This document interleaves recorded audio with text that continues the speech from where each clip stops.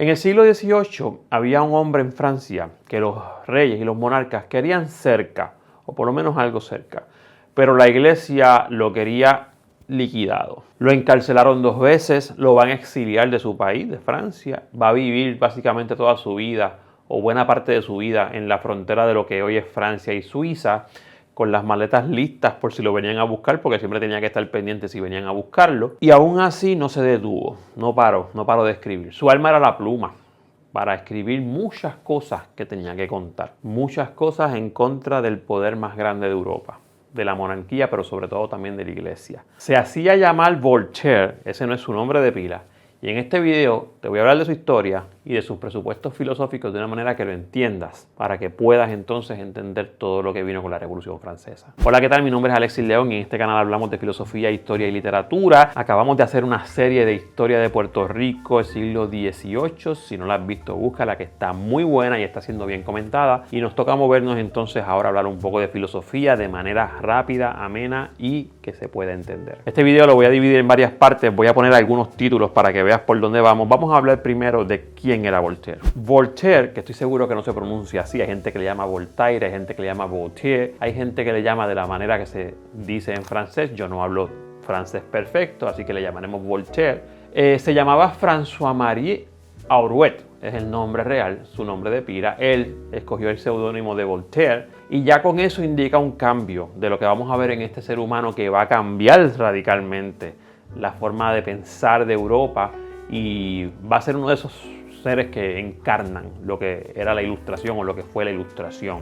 Ya desde el principio dijo: yo no me quedo con lo que me sea impuesto, yo decido cuál va a ser mi nombre. Voltaire va a nacer en el 1694, hijo de una familia de la burguesía, y su padre quería que fuera abogado. Él tenía otros planes para sí mismo. Quiero hacer aquí un paréntesis porque para mí esto es bien importante. Yo trato de enseñarlo cuando me toca darlo en las clases en la universidad. Y es que mucha gente tiende a pensar en Voltaire y piensa en la Revolución Francesa como si él hubiese sido parte de la misma. Voltaire estaba muerto. Voltaire va a morir 10 años aproximadamente antes de que se dé la Revolución Francesa. Pero definitivamente sus ideales van a ser, si no el más, de los más que se ejemplifican en ese suceso histórico de la Revolución Francesa. Pero él como tal, su persona ya había fallecido en el 1789, que es cuando se da la toma de la Bastilla y comienza la Revolución Francesa. Desde joven fue brillante, fue bien irreverente, en su biografía lo podemos ver. No se callaba ante lo que él veía como un abuso, ante lo que él veía como una imposición,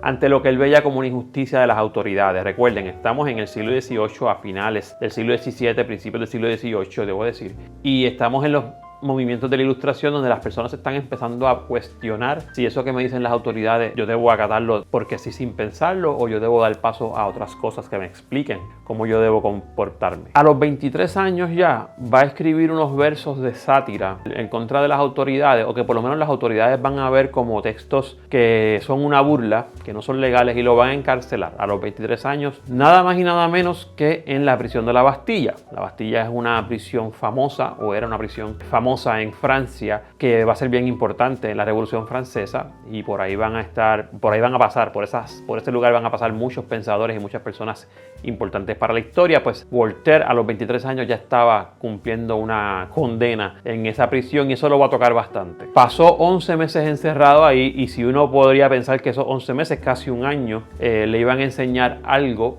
pues uno estaba bien equivocado, no conocía a Voltaire. Al contrario, ese año ahí, pienso yo, y los que han sido expertos en Voltaire, yo he leído una que otra biografía, lo pusieron todavía más rebelde. Ahí entonces entendió que el poder puede hacer lo que le dé la gana sin tener que rendir cuentas. Y entonces él va a salir de ahí mucho más, yo diría, no sé si la palabra es animado, pero mucho más dispuesto a seguir escribiendo en contra de todo esto. Años después de haber salido de la Bastilla, a Voltaire lo van a acusar. Un noble lo va a golpear, de hecho, un noble lo va a golpear porque el noble se sintió identificado o aludido por unas cosas que Voltaire había escrito. Y cuando llevan este caso a las autoridades apresan a Voltaire otra vez, o sea, lo acusan a él en vez de al noble. Y esa va a ser la injusticia que él va a vivir, que lo va a marcar de ahí en adelante. No solamente lo de la Bastilla, es cuando él ya ve que las autoridades no necesariamente van hacia donde va la razón. Las autoridades responden a otra cosa.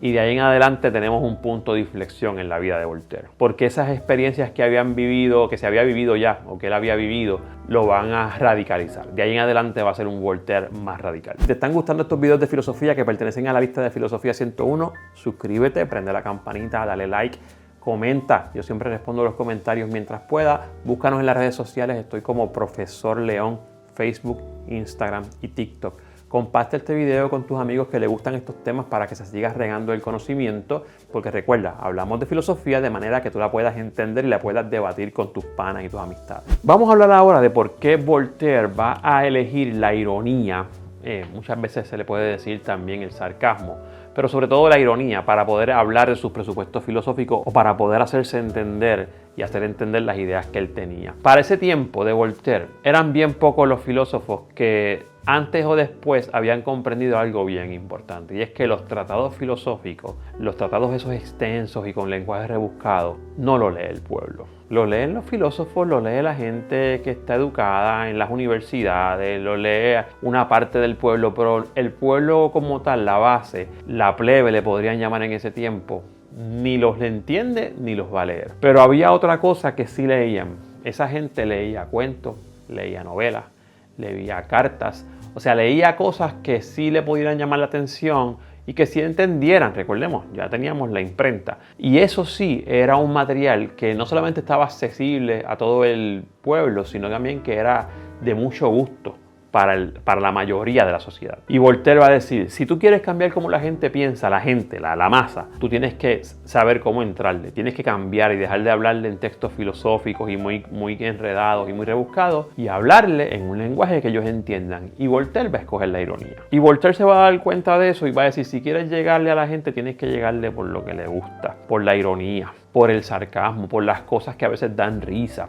Y eso se puede hacer en las novelas, en los cuentos, en las cartas, como te he dicho. Porque este señor entendió algo bien importante, y es que la gente no necesariamente cambia su pensamiento, su opinión, cuando tú le das un argumento, sea bueno o malo. Cambian de opinión cuando tú le das algo con lo que se ríen, con lo que se emocionan, con lo que pueden sentir. El método de Voltaire era bien simple. Él tomaba una idea absurda, que podía parecer absurda, ridícula y peligrosa, y en vez de atacarla directamente, o sea, en vez de hacer un argumento en contra directo, lo que hacía era llevarla a sus consecuencias lógicas más extremas hasta que se destruyeran solas. Es decir, en vez de contraatacar con un argumento filosófico, él te demostraba cómo esa idea que están presentando, que muchas veces no se sostiene, se puede destruir sola si la ponemos en práctica. Por ejemplo, si gente que piensa que el fanatismo religioso es algo noble y es algo que se debe perseguir, él te iba a demostrar las cosas que en la vida real ese fanatismo religioso puede lograr o ha logrado. Sin decirte que está mal o bien, solamente te hace la historia, te lo cuenta. Tú, como persona que estás leyendo algo que te interesa, decides y dices al momento, ahora que me pongo a pensar, esto no necesariamente es bueno. O sea, Voltaire deja que el lector llegue a su propia conclusión. Y si tú te pones a pensar, ese argumento es mucho más directo y más peligroso, porque no es tan fácil de censurar eso. Eso se riega por la sociedad y es bien difícil de detener ese daño. Vamos a hablar ahora de uno de los temas más importantes de Voltaire, que es su obra Cándido, la cual es una destrucción completa a la filosofía de Leibniz. Yo grabé un video de Leibniz, lo puedes buscar, va a salir por aquí para que entiendas esa filosofía, el mejor mundo posible, se llama el video.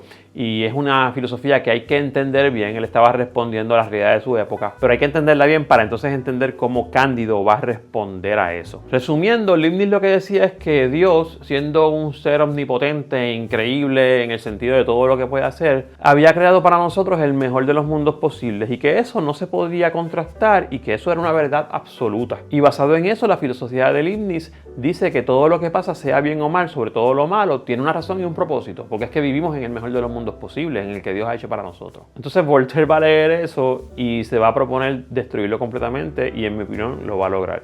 No con un contraargumento filosófico, ni religioso, ni mucha lógica, con una novela. Punto, se acabó. Entonces va a escribir Cándido, que es su obra más importante. Cándido es una novela en la que su personaje, que se llama Cándido, es un joven ingenuo que está siendo educado por un filósofo extremadamente optimista, que se llama Pangloss. Obviamente el nombre tiene mucha significancia, no vamos a entrar en eso ahora. Pangloss viene siendo como una referencia directa a Leibniz, porque este filósofo que está educando a este muchacho le dice todo el tiempo que no se preocupe, que todo lo que le pasa a él, porque a Cándido le pasan muchas cosas, todo lo que le pasa es porque vivimos en el mejor de los mundos posible. Entonces Voltaire va a coger ese personaje y va a someter a ese personaje a que vea, a que se enfrente directamente a todo lo horrible que el mundo le puede enseñar. Lo expone a las guerras brutales que han pasado, en ese momento habían pasado bastante, le muestra eso, le muestra lo que fue el terremoto de Lisboa de 1755, un suceso que mató a decenas de miles de personas y que sacudió no solamente la autoridad monárquica, sino que también sacudió, o sobre todo sacudió, la fe y la autoridad de la iglesia y sobre todo la concepción de fe, porque la gente se preguntaba cómo es posible que Dios haya permitido que venga este terremoto y se hayan muerto decenas de miles de personas. Y recuerden, estas personas que se están preguntando eso no son las mismas personas de principio de la Edad Media o de la mitad de la Edad Media, que es 1100, 1200. No. Estamos hablando de un público ya que tenía acceso a los libros, que empezaba a mirar la razón, que ya son producto de la Ilustración. Así que se empiezan a cuestionar muchas otras cosas. La Inquisición, la esclavitud, la traición, la injusticia, todo lo que estaba sucediendo, Voltaire lo va a volcar en esa novela y el personaje de Cándido se va a enfrentar a ello directamente para poner a prueba aquello que le decía a su maestro de que no te preocupes, vivimos en el mejor mundo posible. Entonces Voltaire va a lanzar esta pregunta a través de todo el texto. ¿Cómo es posible que alguien, mirando toda esta destrucción que ha habido y todo este mal que ha pasado y todo lo que ha sucedido en el mundo, pueda seguir argumentando que vivimos en el mejor de los mundos posibles? Esa es la pregunta que subyace en toda la obra de Cándido. Y va a ir más allá, porque esa pregunta se va a convertir en otra, que es como que eso que estamos viviendo entonces no le podemos llamar crueldad intelectual. O sea, lo cruel que puede ser algo que se pinta como intelectual pero que realmente te está engañando. Ese libro va a terminar con la frase más importante y más famosa de Voltaire, que dice que hay que cultivar nuestro jardín. No hay que buscar el sentido cósmico, no hay que esperar que el mundo sea perfecto. Hay que cultivar, hay que trabajar y hay que hacer lo más y lo mejor que puedas en el tiempo y el espacio que tienes. Eso me recuerda a la famosa frase de Gandalf en El Señor de los Anillos. All we have to decide is what to do with the time that is given to us. Para que ustedes vean que la filosofía siempre ha estado ahí. Y esto es una conclusión bien humilde, pero a la vez es bien revolucionaria, porque te enseñaba o te invitaba a hacer algo bien diferente de lo que las autoridades y la iglesia querían que tú hicieras. Vamos a hablar ahora de la guerra con la intolerancia religiosa. Esto es un tema bastante entendible en Voltaire, según vamos viendo lo que iba pasando, porque Voltaire va a entrar en una etapa en la cual va a desarrollar una apatía, diría yo, no sé si llamarlo apatía, no sé si ese es el mejor término, pero definitivamente su relación con esta institución que es la iglesia y la religión va a ser bien fuerte de ahí en adelante. Lo primero que hay que decir es que él no era ateo. Voltaire no era ateo. De hecho, la mayoría de los filósofos grandes de la Ilustración no eran ateos, y muchos de los filósofos hoy en día tampoco son ateos. Eso es una mala concepción de la gente. Él no era ateo, él era deísta, de hecho. ¿Y qué es eso de ser deísta? Ser deísta es que tú crees en una deidad, en un Dios creador. Eso es a simples rasgos, ¿verdad? Esto tiene una definición más elaborada. Tú crees en un creador y crees que hay una inteligencia detrás, o un ente bien inteligente detrás del universo, como ente constructor y generador de todo esto que estamos viendo. Y esto no es una idea disparatada, esto lo han tocado muchos filósofos antes de Voltaire. Voltaire era un seguidor de esta doctrina. Eso sí, Voltaire rechazaba las ideas conglomeradas, a la religión organizada, los dogmas, la idea de los milagros. Era un hombre de la razón, era un hombre de la Ilustración. Eso era bien difícil pedirle a una persona que aceptara eso. Esas cosas sí las rechazaba. Pero además de la superstición y todo, lo que más rechazaba era la intolerancia religiosa. Esa idea de la iglesia de que si tú no piensas como yo, no te voy a tolerar. Y en ese terreno de la intolerancia religiosa, su frase más famosa iba más o menos así como que aplasta lo infame. Pero lo infame no era Dios. Lo infame para él era el fanatismo, la persecución, la intolerancia, todo lo que hacía la religión en nombre de un Dios para perseguir a los demás seres humanos, sobre todo cuando no pensaban igual que ellos. ¿Y por qué atacaba a la religión católica en el siglo XVIII, que es el siglo que va a ver a este Voltaire más radicalizado? La iglesia tenía un poder enorme sobre la vida de los individuos, incluso sobre la monarquía. O sea, el poder de la iglesia en este momento, aún con la Ilustración, aún con la razón, tenía un poder increíblemente enorme, y al tener un poder grande acaparaba muchas personas. O sea, Voltaire tenía esa encrucijada de decir: yo necesito detener este tren de alguna forma u otra, porque la cantidad de poder y lo que abarca es mucho y está convenciendo a muchas personas y está haciendo sufrir a muchas personas y está también llenándole la mente de cosas que no se sustentan, a un montón de personas dentro y fuera de Europa. Recuerden que muchos países de Europa tenían territorios en América y esa fe brincaba el océano en los barcos. O sea, la iglesia podía abarcar los tribunales, manejaba la educación, censuraba libros, perseguían, como te dije, a las personas que no cumplían sus preceptos o no pregonaban sus verdades. Y Voltaire dijo, eso no es compatible con la justicia humana, eso no es compatible con la libertad humana, no es compatible con la verdad, no es compatible con la razón. Y él sabía que tenía que no solamente denunciarlo, sino también expresarlo de una manera que el pueblo comenzara a hacerse esas preguntas. Él nunca atacó la fe de las personas. Él lo que atacó siempre fue cómo la institución usaba ese poder para lograr muchas otras cosas con las personas de su país, o sea, con las personas de Francia y las personas de Europa. Y esa distinción entre yo no ataco la fe, yo ataco las instituciones, fue bien importante para Voltaire. De hecho, fue la que lo salvó muchas veces de las persecuciones, porque en todo momento él dijo, yo no tengo problemas con la fe,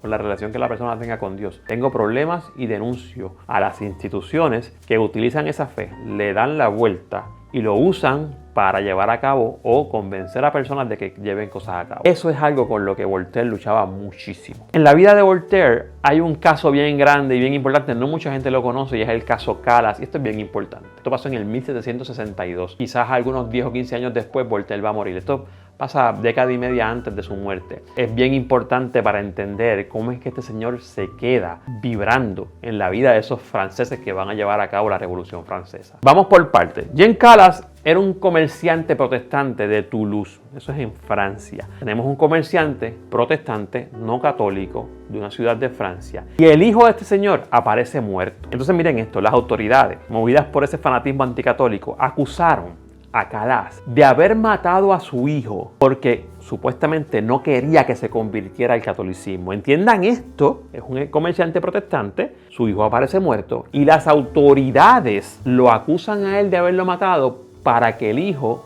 que supuestamente quería convertirse al catolicismo, no se convierta, o sea, que se quede siendo un protestante. Recuerden que ya el protestantismo estaba por toda Europa y estaba esa lucha, ¿te quedas como protestante o te vas a convertir en católico? Esa división estaba bien marcada. No había pruebas, no había nada, no había evidencia, había prejuicio y una ciudad que quería un culpable a como fuera. Eso sigue pasando hoy día, gente. Hoy día seguimos cometiendo los mismos errores. Jean Calas fue torturado durante muchas horas para que confesara un crimen que no cometió. Él no confesó nada y adivinen qué va a pasar.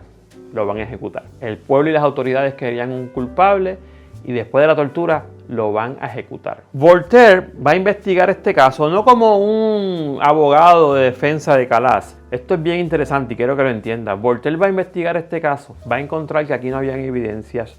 Va a encontrar que esto es una injusticia. Aquí no hay pruebas y que esto es solamente obra de un fanatismo religioso y de una intolerancia religiosa. En el 1765, después que Voltaire se sentó a escribir, envió cartas a cuanta gente tenía poder en Europa, hizo una campaña publicitaria básicamente para que el mundo conocido en Francia y mucha gente de Europa se diera cuenta de la injusticia que estaba pasando en ese momento. Después que él hizo todo eso, las autoridades en el 1765, 3 años después de haber ejecutado a Calas, van a exonerar ese nombre y claro, le van a restituir a la familia varias cosas. El nombre de Calas, que era un comerciante, era una persona importante, va a ser restituido. La sentencia se va a quitar, o sea, esa acusación se va a borrar. No se puede revivir a la persona ha sido muerta, pero Voltaire va a tener una victoria, de cierta manera, porque el mundo se va a enterar que la autoridad se equivocó y de hecho la autoridad va a tener que decir me equivoqué. Así que podemos decir que uno de los primeros activistas de la era moderna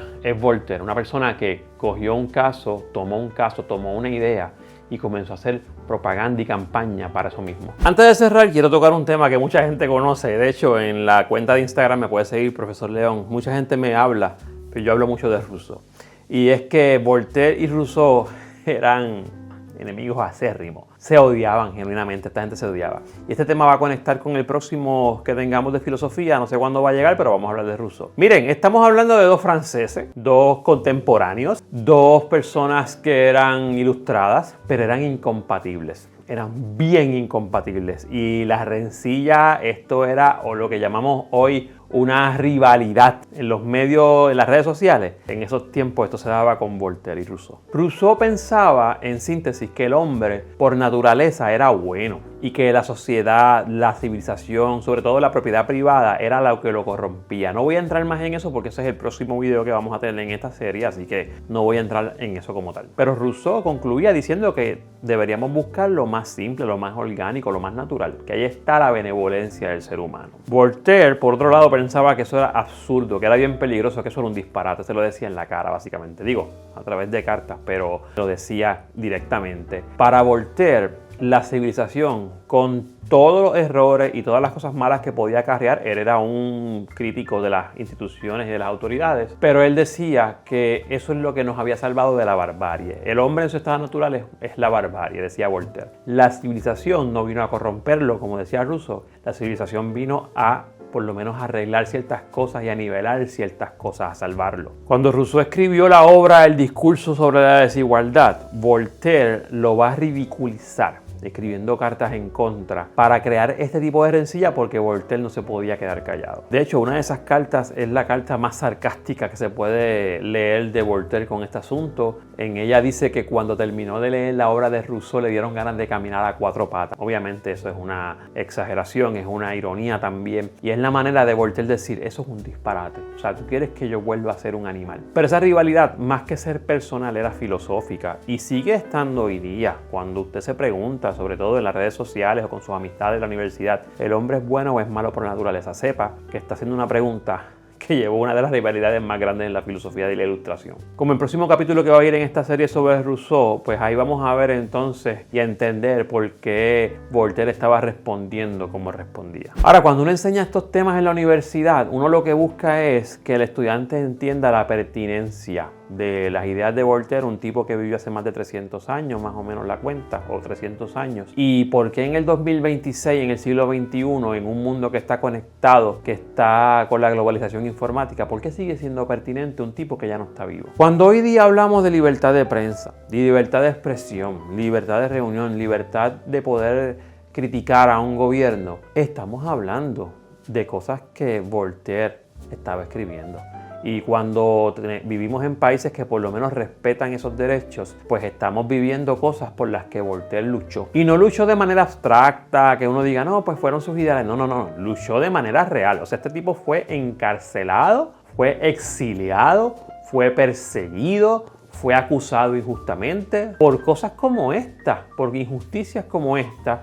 Así que no solamente la defendió con la pluma, la defendió con su vida y aún así va a seguir escribiendo durante toda su vida. Usted puede buscar esos escritos, puede buscar las ideas, todo eso está allá por internet. Yo creo que ya es un acto de vagancia no acceder a esto que ya está tan disponible y en muchos lugares sin censura. También la idea de la separación de iglesia y Estado, una cosa con la que yo tengo mucho cuidado cuando hablo de eso. Pueden buscar mis videos en los que hablo de Montesquieu y algunos videos que he grabado en Instagram. Pues yo pienso que la iglesia y el Estado deberían estar separadas, pero eso muchas veces es pedir un absurdo. Pero esta idea de que la iglesia no se meta en cosas en que no debe meterse y que se mantenga en asuntos de estricta religión, son ideas de Voltaire. Son ideas que están vivas, ideas que defendía Voltaire desde el 1750 en sus escritos y que hoy en muchos países se disfrutan. O sea, nosotros podemos decir que vivimos en un mundo en las ideas de Voltaire sin saber que lo estamos viviendo. Por eso esta persona va a ser tan importante, sobre todo en la Revolución Francesa que va a llegar en el 1789. Y hay algo más que es bien importante, sobre todo en estos tiempos en que mucha gente tiene acceso a una pantalla, a escribir algo en una red social y tienen el poder de hacer muchas cosas. Y es que Voltaire nos va a enseñar que aquel que puede escribir, el artista, el que puede comunicar, el que puede pintar, el que puede hacer obras de teatro, tiene un compromiso con siempre denunciar lo que se puede entender como un ataque a estas libertades humanas. Voltaire lo dijo desde el siglo XVIII. Voltaire va a morir en el 1778, tenía 83 años, va a morir respetado, va a morir como una persona laureada, una persona que ha sido respetada no solamente por las autoridades, sino también por el pueblo, y no dejó de ser polémico, de hecho sigue siendo polémico hasta el día de hoy. 83 años es una vida bastante larga, aún en el siglo XVIII. Cuando su cuerpo fue llevado de vuelta a París porque estaba exiliado, esa ciudad que lo había encarcelado, que había hecho tantas cosas injustas contra él, lo va a recibir. Miles de personas van a salir a las calles a despedirse del féretro, a darle ese último adiós.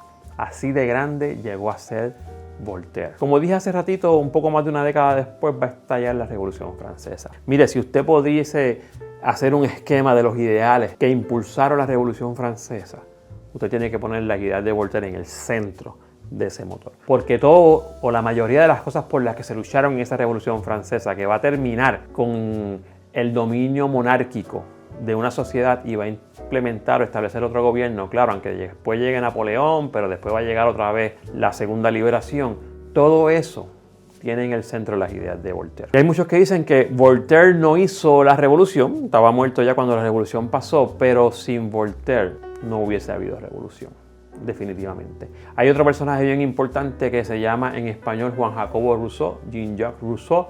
De ese hablaremos en la próxima parada que tiene este recorrido filosófico. Así que nos vemos, dale like, comenta, suscríbete. Chao.